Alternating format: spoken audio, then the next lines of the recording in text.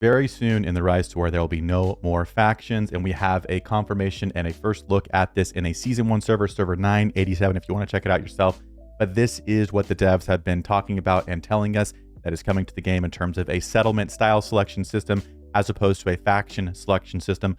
I'll show you exactly what that means and what our options are going to be moving forward, but I think it's a good thing for the game, so stay tuned if you want to hear how this new system is going to work in all of your future seasons.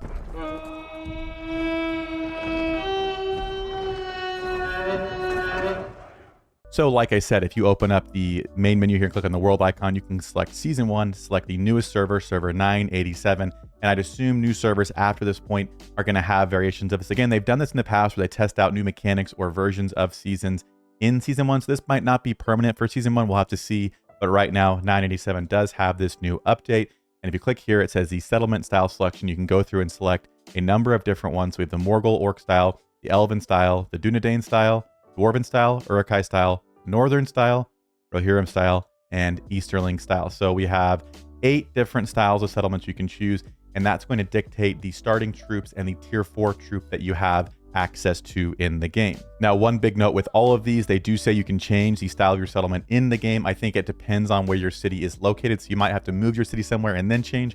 We're going to find out all those details together, but you're not bound anymore to one faction, one tier 4, or one type of unit. You can move around a little bit more freely and have some flexibility in the commanders you use or the tier 4 you have access to, which I think is very, very good. So let's pick one and jump in so we can see what this looks like. Now, maybe just because it's Witch King, we're going to go with Angmar and the Northern Orc style. Again, it's not Angmar, it's the Northern Orc style, but it's going to, I think, start us in a more northern region of the map where Angmar has been in the past. So we're going to click here. It says we have Fallen, all that good stuff, and we're going to click OK. And it's going to load us into a very similar tutorial that we played in other Season 1s that we're doing currently a new season playthrough right now. In our past streams videos, you might have seen that. So it's going to be very, very similar, except for a few key differences that I want to cover. We're going to wake up here in the tavern, just like normal. And here, I maybe think Witch King's going to greet us. We'll see. Yeah, Witch King's like, hey, you had a good night in here, had some drinks, whatever was going on. No judgment on our character, which is great. And then we're going to go through and start here where we are getting our city attacked by a number of Ents and Eagles and all kinds of nasty things. Witch King's going to show up and show them who's boss, but not before our settlement is sadly destroyed. So we're going to have to get that fixed up, and we get a little cinematic that we're going to skip just like that. And we're taking back all of our tiles so we can get a 3x3 and have our kind of new base being built. Now, right after here in a second, after it gives you your starting first commander, is where you're going to have an option to stay where your settlement is or move to a different location. Again, I would say be careful as you're clicking through this, because I actually have done this before and I kind of speed clicked through and missed the option to select other locations potentially to start. So I was stuck, which is not the end of the world, but just be aware you might want to go a little bit slow when getting through this initial part, because it is new. It's not kind of the same thing we've had before. We now get our second commander unlocked, and we got a little cinematic here, which is also, to my knowledge, new, which is kind of cool. So if you're into that kind of thing, definitely got some cool stuff there. This one more an evil themed one. We get the Witch King in the background holding a ring, which is going to be our ring of power. So we're going to grab that. Again, very aesthetically pleasing, all looking very good. And we need some ore to repair our base. Again, if you've not played in Season 1 recently, you're going to get this dispersion ability to disperse this mist that's around us, and then doing so you get rewards. In this case, it's going to be the ore we need to repair the settlement and kind of finish the very, very first part of the tutorial. After we clear out that land there, we get the 500 ore, and the Witch King basically says, hey, we can stay here or move somewhere else. So you can either click I'll think about it, or this is an ideal place to build your settlement straight away. So we're going to click I'll think about it, which I accidentally clicked through and hit this one on accident in a previous playthrough. So take your time again. Like I said, we're going to click I'll think about it, and it's now going to show us the settlement reconstruction map, so we can see what style of settlements can be in what areas. So here we can see in the settlement reconstruction menu, we can choose where we'd like to move our settlement, or if we'd like to stay in the same area, as well as what other style limits we can use in this area, or the option to change your style to move to an area that has a different style. So in Mordor, again, you can see the style limits are listed here as the Dunedain style, the Morgul Orc style, Uruk-hai style, Easterling style, and Northern Orc style. So the Dunedain are down here with us, again, maybe being near Gondor in that area. We can also go to the areas that are already in gold with our current style. So into the Iron Hills, again, you can see the different styles listed out, Rohirrim, Dwarven, Easterling, Northern Orc. Up here, we have 6 options. Over here, there are 3 options. So those are the starting options we have, but we can go into other areas. So if we wanted to go into the Endwaith area, or around the White Mountains, or the Bay of Belfast, whatever it is, it says style doesn't match. Well, that's okay. You can go to any of these and click change style. So if we click that, now we can choose to change our style. So what you'll want to do if you want to change is look, let's say I want to go to Endwaith, for example.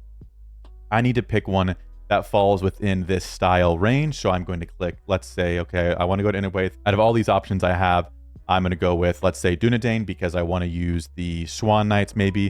So I'm going to click Dunedain style and click OK. And now our style has changed. And now you can see on the map it's changed and showing us which areas the Dunedain can spawn in. So there's a lot of flexibility in terms of where you can start and who you can have in your starting areas. So for teams now, we can actually go in and pick a region that kind of covers several styles, good and evil, for groups to play together and optimize individually while still having that team synergy that is really needed in this game, which I think is fantastic. So again, I can play here with the Swan Knights as the Dunedain, with others who are playing with the Rohirrim or the Elves or the Uruk-hai or the Dwarves, and just this region example, which I think is really, really cool. So again, let's go ahead and say that we're going to stick with that, and it's going to load us in, and we're going to now kind of continue with the tutorial.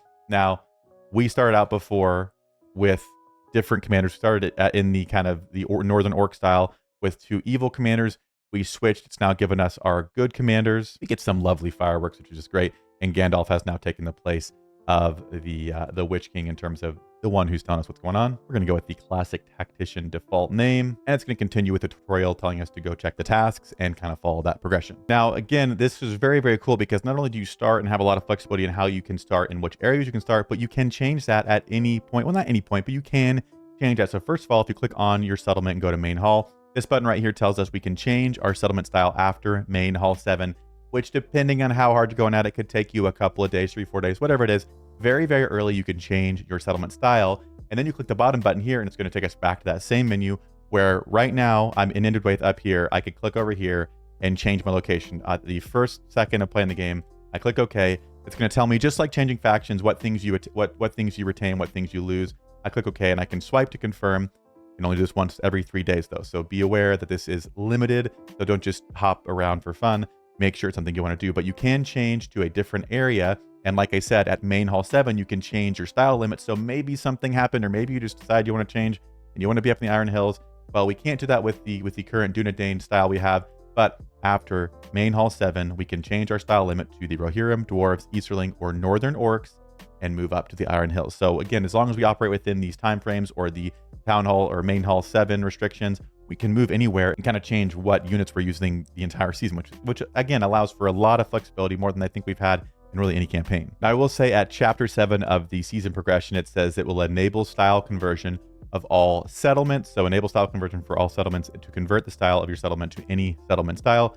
Meaning, again, I think there might be some restrictions on good to evil or vice versa, although it's not clearly laid out. When looking at this, it just says upgrade to 7. So maybe once we're at 7, we would see that there are some restrictions going from good to evil. But as you see here, once we get to chapter 7, which will take a little bit, it does seem like all the restrictions are gone. So at some point, if you wanted to, for whatever reason, it seems like you can change to any style and move to any area, which again, I think is pretty interesting. Now, one last thing before we wrap up, we do only have access to the commanders that we kind of finalized on. So Faramir and Dwalin in this case, not the evil ones. Although I'm not sure what the restrictions are going to be in terms of non-roleplay, because if you click on the actual world map here, you can see we have access to good and evil. So I believe this is an official like non-roleplay version of a season 1 campaign, which is the first time we've ever had that. So a non-roleplay version, again, if you check on the chests as well, you have the rare treasures for both of them. So I think it's pretty interesting. The beginner exclusive chest will be, I think, based on where you start being kind of good or evil with your alignment. But we've never had non-roleplay in a season 1. So one has to ask, are we slowly pulling away from roleplay altogether with this change? Or is this just something they're trying out in season 1? I'm not 100% sure. But again, if you guys have been watching, you know that I'm a big fan of just going in one direction with the game, either roleplay or non-roleplay, not both, limiting the amounts of campaigns we have. Again, if they could pick one direction, if it's this, that's fine. Let's go into it and just improve that experience until it's something that a majority of the player base likes. You're never going to please everyone, but ideally, if we could do something, you know, that we just keep improving and getting better updates for, I think that'd be very, very cool. But again, one final look at the map here before we wrap it up. You can see we got our starting area outlined of kind of everywhere we can be. We don't have the extended further south maps. So I would assume when this comes to campaigns that we have in Bag End, we're going to have kind of a more expanded map and potentially other settlement styles, but we'll have to see because obviously there are more than 8 total factions. So once we get going a little bit more, we might have some more style options to give us some more tier 4 options and starting troop options. But let me know down below what you guys think of the new changes to the season 1 campaign and what is, from my understanding, coming to the game to all campaign types, let me know, because I think it's very, very interesting. But I'd love to hear what you guys think down below. But that'll do it for this one, and I'll see you all in a future video.